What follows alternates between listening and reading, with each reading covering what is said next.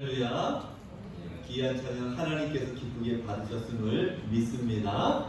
오늘은 본문의 말씀 가지고 출애굽기 스토리라는 그 시리즈 설교 18번째 광야의 해막이라는 제목으로 하나님 말씀 증거하겠습니다. 우리 잠깐 오신 분들은 앞뒤 좌우 보시면서 눈으로 한번 인사하겠습니다. 가정에서도 예배하시는 분들 가족끼리지만 한번 보시면서 인사하시기 바랍니다. 감사합니다. 오늘 오신 분들을 환영하고 또 가정에서 안타까운 마음으로 예배하시는 모든 분들도 환영하고 더 큰 은혜가 있게 될 줄로 믿습니다. 오늘 설교 제목은 광야의 해막입니다. 오늘 설교의 주제는 기도에 관한 말씀을 드리려고 합니다. 기도에 관해서 생각하다가 두 사람이 생각이 났습니다. 제가 제 친구 이우성 목사를 따라서 이제 삼각산을 알게 되었고 제법 자주 기도하러 가게 되었습니다. 근데 어느 날 평생에 잊을 수 없는 두 사람을 만나게 됩니다. 추운 겨울이었던 걸로 기억합니다. 바람도 많이 불었던 것으로 이렇게 생각이 됩니다. 삼각산에 중턱 정도 올라갔을 때 어떤 젊은 그 당시 전도사님이었던 걸로 기억하는데 높은 바위 그 앞에서 기도를 하고 있었습니다. 얼마나 바람이 많이 부는지 그 목사님이 허리에다가 밧줄을 묶고 또 그 밧줄 끝은 나무에 묶고 혹시 떨어질까봐 얼마나 바람이 많이 부는지 밑에서 딱 보는데 무슨 선지자가 기도하는 것 같아요. 야, 그렇게 바람이 그렇게 부는데 이 몸을 밧줄로 묶고 기도하는 모습이 저에게는 참 큰 도전이었습니다. 저렇게도 기도하는구나. 지금은 이 삼각산에서 기도 못하지만은 예전에는 삼각산에서 구국 기도라고 해서 나라만을 위해서 기도했습니다. 그러니까 개인 기도 뭐 이런 거는 하지 않고 오직 우리나라가 잘 되기를, 우리나라가 하나님의 나라 되기 위해서 기도하는 분들이 있었습니다. 추야까지 하면서 기도하는 분들이 있었는데 그분도 그 당시에 그 기도를 하는 기도 당번이었던 걸로 기억합니다. 그래서 그분을 뵙고 또 저희도 기도하고 또 내려가다가 또 어떤 분을 만났습니다. 한 70 정도 되시는 할머니 권사님 같았습니다. 산에서 기도하는 분들은 워낙 자주 기도하다 보니까 서로를 잘 아시는 거예요.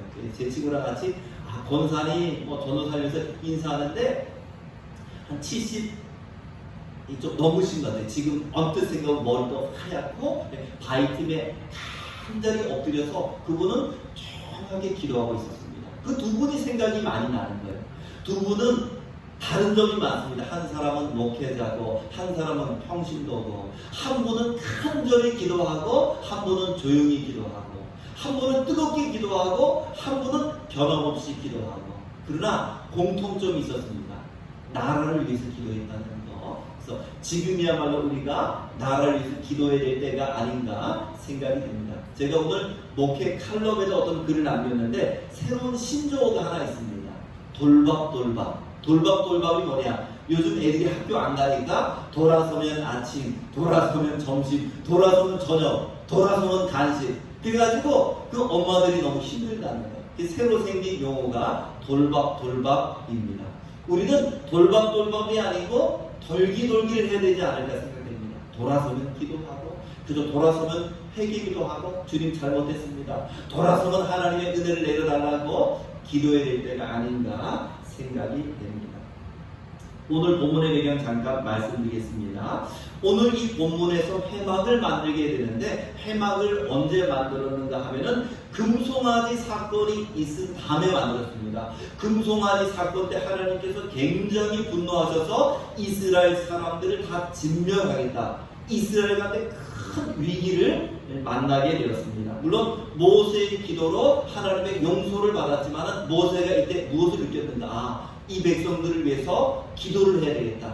기도가 필요하다는 것을 느끼게 되어서 회막이라는 것을 만들고 모세와 또 기도하기 원하는 분들이 다 나와서 이스라엘을 위해서 기도하는 기도의 천막을 만들게 됩니다. 위기는 기회라는 말이 있는데 기독교에서는 위기는 기도할 기회입니다. 기도할 시간입니다.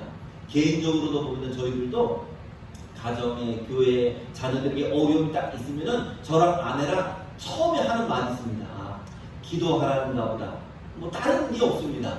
가정의 어려움, 교회의 어려움, 자녀의 어려움이 있으면은 그냥 저희들 하는 말이 겁니다. 하나님이 기도하라는 그런 사인인가 보다. 그동안 기도를 우리가 좀 소홀히 했나 보다. 그리고 기도하면은 문제들, 어려운 문제들도 그냥 잘 해결되는 것을 볼 수 있습니다. 여러분들도 인생을 살다가 가정에, 자녀의, 직장에 어려움이 있다면은 그것을 그냥 영적인 사인으로 받아들이시면 됩니다. 하나님이 엎드리라는 그런 의미이구나. 기도하라는 의미이구나. 그래서 기도하면 그 문제들이 그냥 잘 해결되는 것을 아마 경험할 수 있게 될 거라고 생각이 됩니다. 그래서 오늘은 기도했던 회막에 관해서 5가지로 하나님 말씀 증거하겠습니다. 첫 번째는 항상 장막을 취하였다. 제가 오늘 증거하고 싶은 것은 항상 장막을 취하였다. 7절 말씀 보니까 모세가 항상 장막을 취하여, 항상 장막을 취했다는 게 뭡니까? 항상 기도했다는 그런 의미입니다. 해막이라는 히브리 이 단어는 오헬 모에드라는 이 단어입니다. 이 단어의 뜻은 무엇인가? 회집의 장소라는 겁니다. 우리 고속도로 가다 보면 만남의 광장이 있거든요. 근데 이 장막이 마치 만남의 광장, 만남의 천막입니다. 누구와 만나는 겁니까? 하나님과 백성이 만나는 천막입니다. 하나님과 백성이 만나는 장막입니다. 그래서 그 이름을 회막이라고 그렇게 이름을 붙였습니다. 오늘 말씀 보니까 그 회막을 어떻게 합니까? 모세가 항상 장막을 취해서 진 밖에 그것을 설치했다. 항상 회막을 만들었다는 의미는 항상 기도했다라는 그런 의미입니다. 우리가 기도 생활에 게으르지 않았는지 한번 자신을 돌아보시고 점검해 보시기 바랍니다. 기도의 대가, 기도의 사도라고 하는 인도 선교사 하이드 선교사가 있습니다. 아주 기도의 대가입니다. 인도 가서 기도하는 일과 전도하는 일만 오직합니다. 사람들이 물어봤습니다. 선교사님, 어떻게 선교사님 그렇게 기도를 잘하시고 기도에 그렇게 깊이가 있습니까? 할 때 이 하이드 선교사님이 나는 기도하기 싫을 때 더 기도하고 기도가 안 될 때 더 간절히 기도했다라고 그렇게 말했습니다. 여러분, 우리 보통 사람들은 어떻게 합니까? 기도하기 싫은 날이 있거든요. 몸이 아프고 피곤하고 오늘은 좀 기도를 쉬어야 되겠다. 또 기도하러 교회 왔는데 어떨 때는 기도가 안 될 때도 있습니다. 잘 기도의 줄을 못 잡을 때가 있습니다. 그러면은 좀 기도하다가 돌아가는 게 보통 사람들의 어떤 태도입니다. 근데 이 하이드 선교사님은 기도하기 싫은 날도 억지로 기도했고 기도가 안 될 때 더 기도를 붙들고 기도했다라는 겁니다. 여러분, 누가 공부를 잘합니까? 공부하고 싶을 때 공부하는 아이는 절대로 공부를 잘할 수가 없습니다. 정말 공부 잘하는 아이들의 특징이 뭡니까? 공부 어떤 날은 하기 싫은 날이 있어요. 공부가 안 될 때도 있습니다. 몸이 지칠 때도 있습니다. 그럼에도 불구하고 어떻게 하든지 공부하려고 애쓰는 그 친구들이 공부를 잘하게 되고 좋은 대학에 가는 것을 볼 수 있습니다. 운동선수도 마찬가지입니다. 내가 운동 연습하고 싶을 때 연습하면은 결국 세계적인 선수가 될 수 없습니다. 우리 야구 선수 가운데 이만수 선수라는 선수가 있거든요. 이만수 선수는 조금 늦게 운동을 했습니다. 중학교 때부터 했는데 이만수 선수는 중학교 때부터 프로 선수가 될 때까지 언제나 새벽 4시에 일어났어요. 그래서 그 앞에 있는 그 동산이 있었는데 거기까지 항상 뛰어갔다 왔다는 거예요. 하루도 변함이 없이. 그래서 이만수 선수 별명이 뭡니까? 헐크. 하루아침에 헐크가 된 게 아닙니다. 1년, 2년, 5년, 10년 하루도 빠짐없이 새벽 4시에 나서 끊임없이 운동을 한 결과 다부진 몸, 아주 그냥 그런 튼튼한 몸을 갖게 된 것이지 어느 날 우연히 야구를 잘하게 되었던 것은 아닙니다. 박찬호 선수도 마찬가지입니다. 원래 박찬호 선수가 공주고등학교 출신인데 고등학교 때 투수도 잘하고 야구도 잘했습니다. 4번 타자에다가 공도 잘 던졌습니다. 얼마나 박찬호 선수가 고등학교 때부터 연습을 많이 하는지 이 배트 연습을 하루에 1000개를 하지 않으면 옥상에서 내려오지 않았습니다. 그래서 어떤 날은 옥상에서 잠을 자는 날도 있다는 거예요. 1000개는 무조건 채웁니다. 너무 피곤하면 옥상에서 지쳐서 쓰러서 잘 때도 있었고 또 대학 가서는 본격적으로 이제 투수를 하는데 끊임없이 고무들을 달고 끊임없이 하루에 수천 번씩 이것을 던져서 우리가 잘 아는 것처럼 미국 메이저리그에서 동양인 최초로 100승을 하게 됩니다. 하루아침에 된 게 아닙니다. 하기 싫은 날, 피곤한 날, 그런 날도 끊임없이 했기 때문에 세계적인 야구 선수가 될 수 있었던 것처럼 우리가 기도의 사람이 되기 위해서는 기도하기 싫은 날도 기도를 해야 되고 기도가 안 될 때도 기도의 줄을 붙잡으려고 노력해야 됩니다. 성경 말씀에는 기도하고 싶을 때 기도해라 이런 말은 없습니다. 데살로니가전서 5장 17절 말씀 보니까 쉬지 말고 기도하라 라고 기록되어 있고 골로새서 4장 2절에 보니까 기도에 항상 힘쓰라. 예수님도 누가복음 21장 36절에서 항상 기도하며 깨어있으라. 사도 바울이나 예수님은 기도에 대해서 뭐라고 말했습니까? 하고 싶을 때 기도해라. 시간 날 때 기도해라. 기도하고 싶은 마음이 있을 때 기도해라 말하지 않고 항상 기도에 힘을 쓰고 열심을 내라 라고 말하고 있습니다. 그래서 구약에 보면 기도의 사람들은 끊임없이 기도합니다. 다니엘은 하루에 3번씩 기도합니다. 여러분 다니엘이 얼마나 바쁩니까?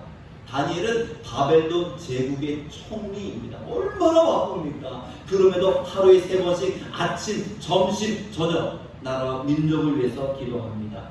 모세도 마찬가지입니다. 홍해 앞에 기도하고 물을 먹지 못할 때 기도하고 음식이 떨어질 때 기도하고 아말렉이 침공했을 때 기도하고 사람들이 비난할 때 기도하고 금송아지 우상으로 범죄했을 때 모세는 그때마다 엎드려 기도했던 것을 볼 수 있습니다.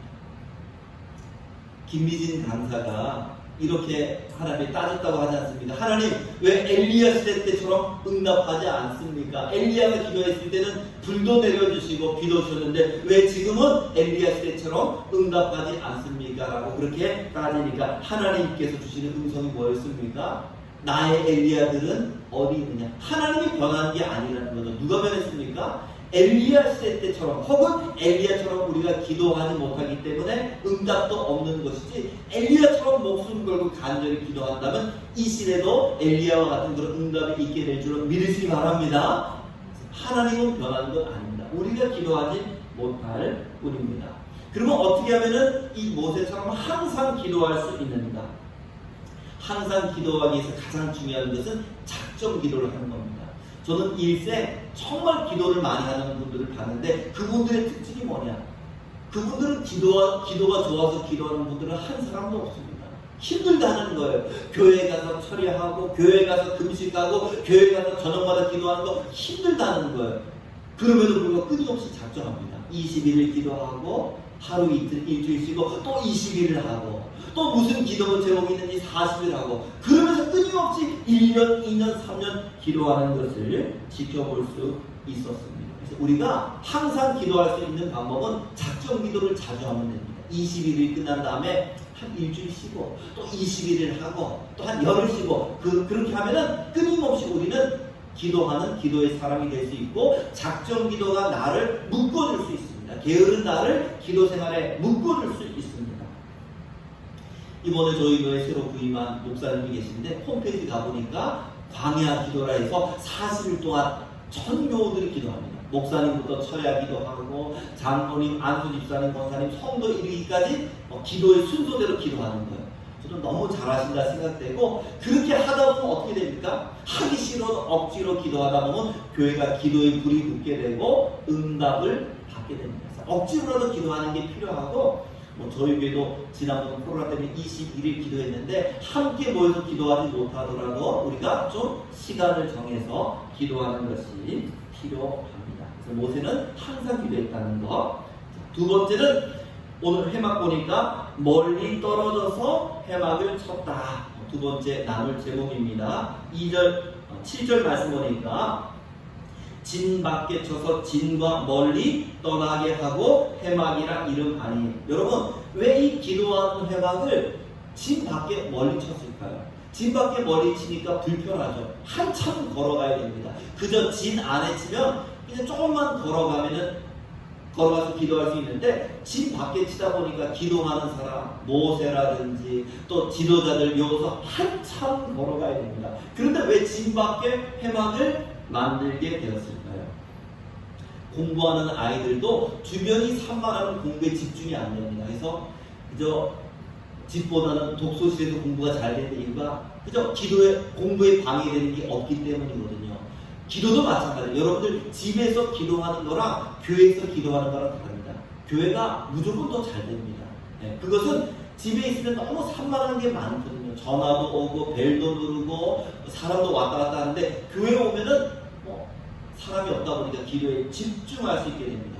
산기도도 그래 좋습니다. 기도에 집중하고 간절히 기도할 수 있기 때문에 기도가 더 잘 된다고 저는 그렇게 생각이 됩니다.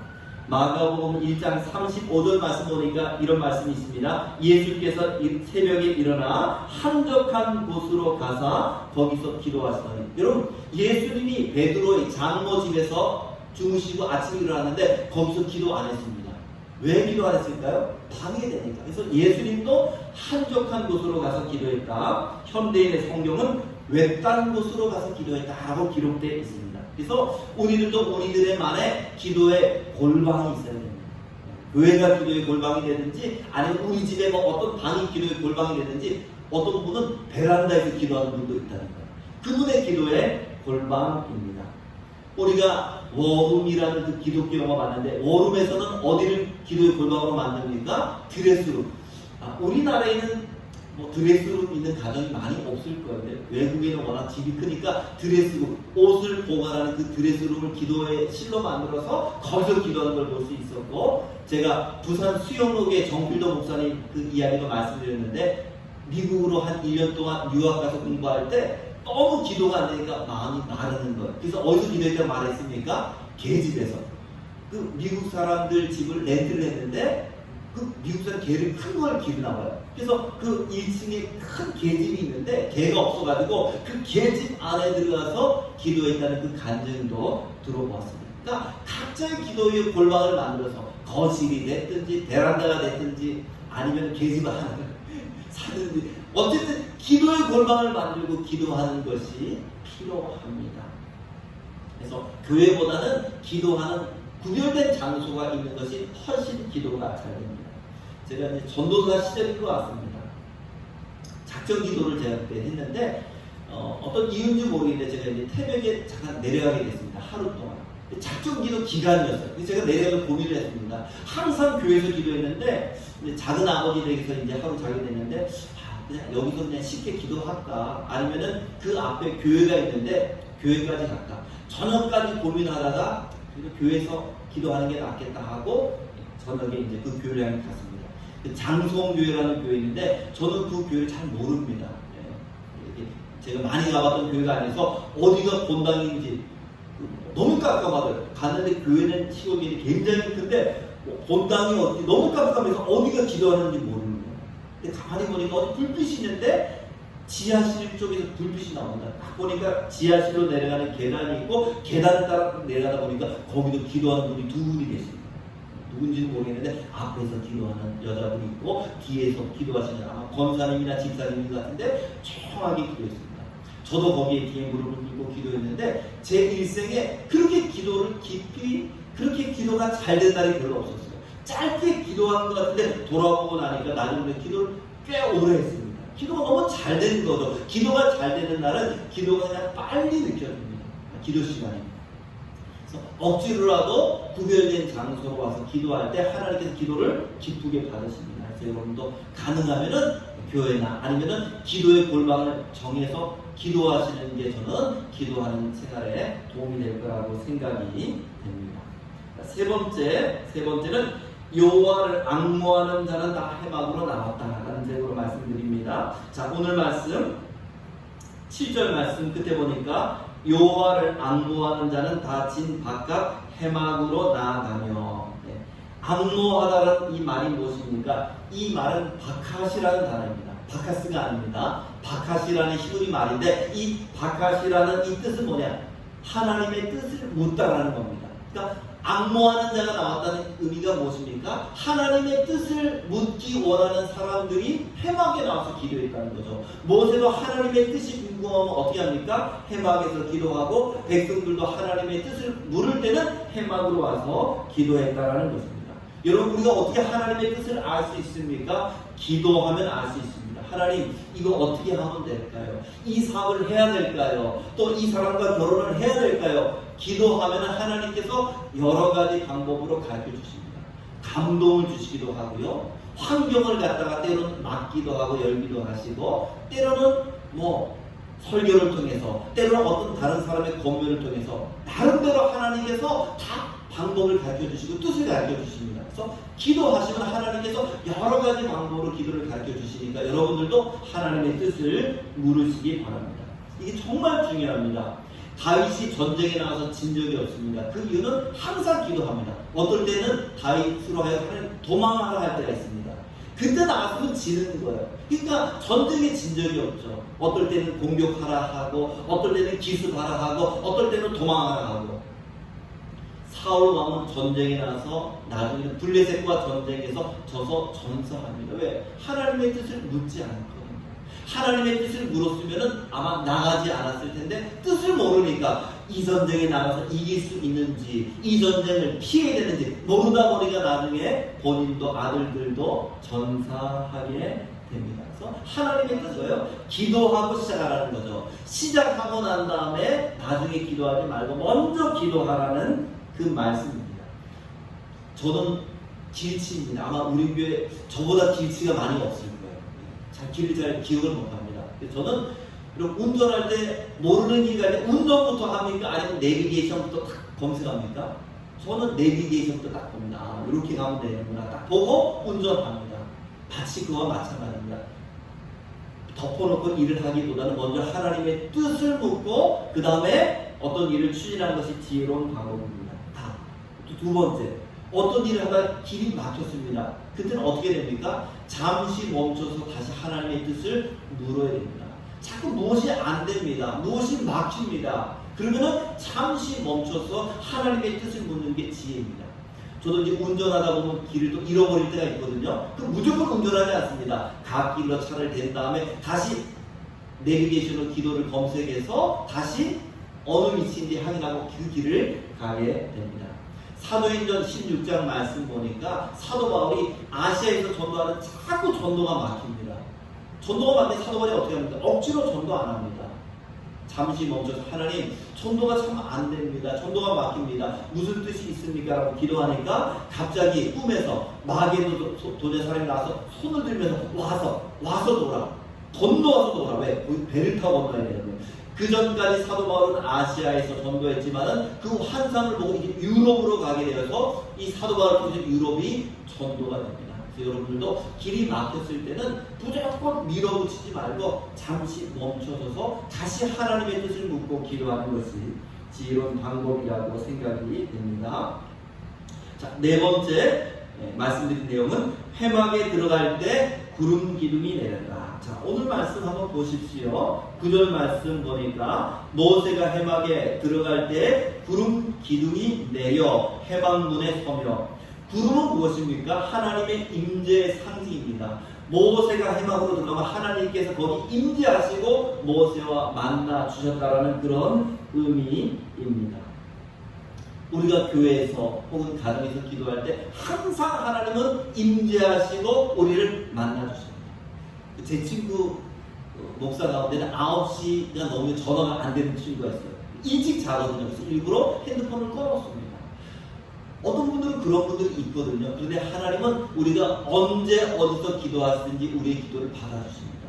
새벽에 기도해도 우리의 기도를 받아주시고, 저녁에 기도해도 밤중에 기도해도 언제나 어느 순간 기도해 하나님 우리의 기도를 다 받아주십니다. 오늘 말씀도 보십시오. 모세가 회막에 갈 때마다 하나님은 변함없이 임재하시고 모세를 만나주신 것을 볼 수 있습니다.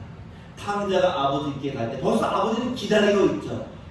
그리고 먼저 달려가서 탕자를 맞이하는 것처럼 우리들이 있는 모습 그대로 가면 됩니다. 꿈이 필요 없습니다. 그저 하나님 저 부족합니다. 저 죄인입니다. 주님 뜻대로 못 살았습니다. 그저 그렇게 가면 주님께서 달려와서 우리를 맞아주시고 또 용서해 주시고 회복시켜 주시는 그런 아버지시라는 것을 기억하시기 바랍니다.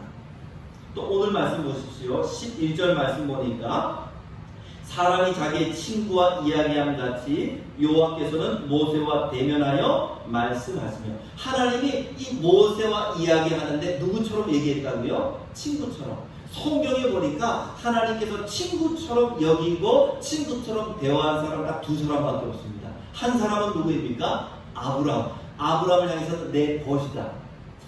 이 아브라함 대단한 사람입니다. 하나님이 내 벗이다, 내 가까운 친구라, 이렇게 아브라함을 이렇게 표현했습니다. 두 번째 친구처럼 여기면서 대화한 것은 모세입니다. 오늘 말씀 보니까 친구가 이야기하는 것처럼 모세와 이야기했다라고 말하고 있습니다. 이것을 다른 말로 쉽게 말하면 친밀감입니다. 하나님과 친밀한 것. 우리가 기도할 때 이 친밀감이 필요합니다. 기도하는데 하나님이 너무 멀리 느껴지고, 기도하는데 하나님 앞에 나가는 게 너무 어색하면 친밀감의 문제가 있습니다. 퀴즈 한번 내겠습니다. 10년 만에 만난 친구와 할 얘기가 많을까요? 한 달에 10번 만나는 친구와 할 얘기가 많을까요?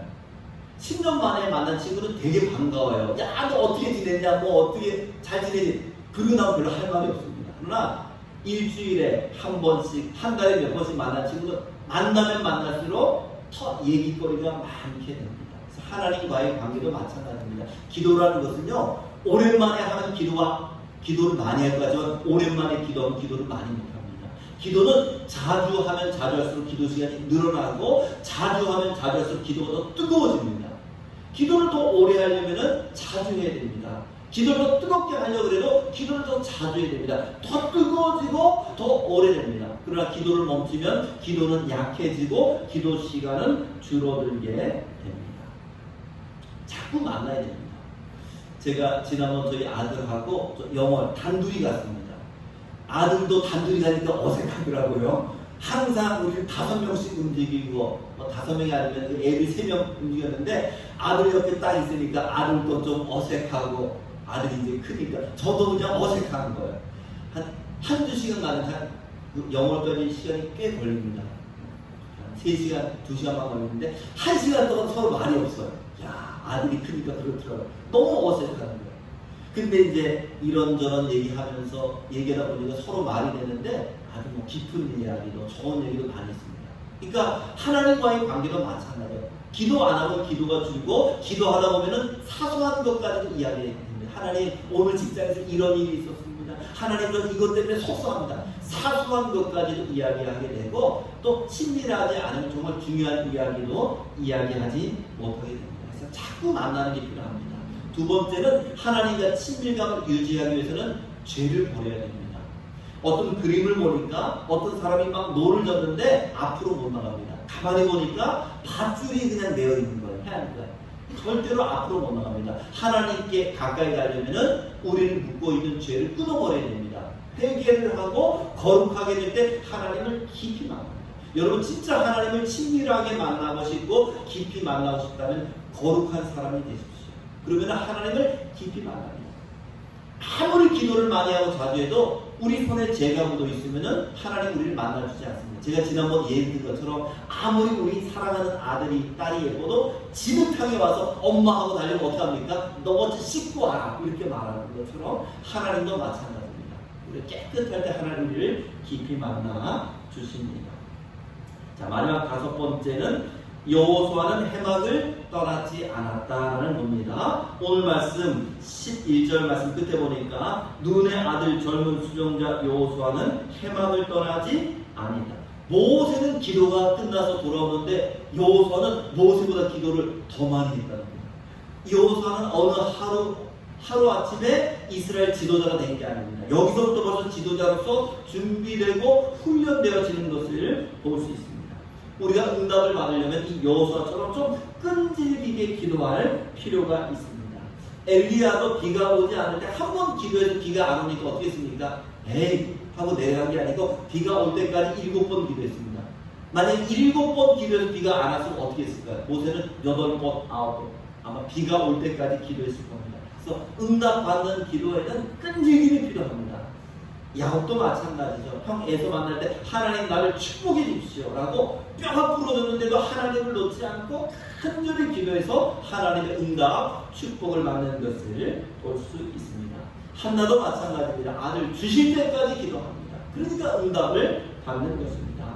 요한계시록 5장에 보니까 24장, 하늘에 있는 24장로들이 하나님 앞에 향이 가득한 금대접을 가져갑니다. 이것을 뭐라고 하냐면 이것이 성도들의 기도다.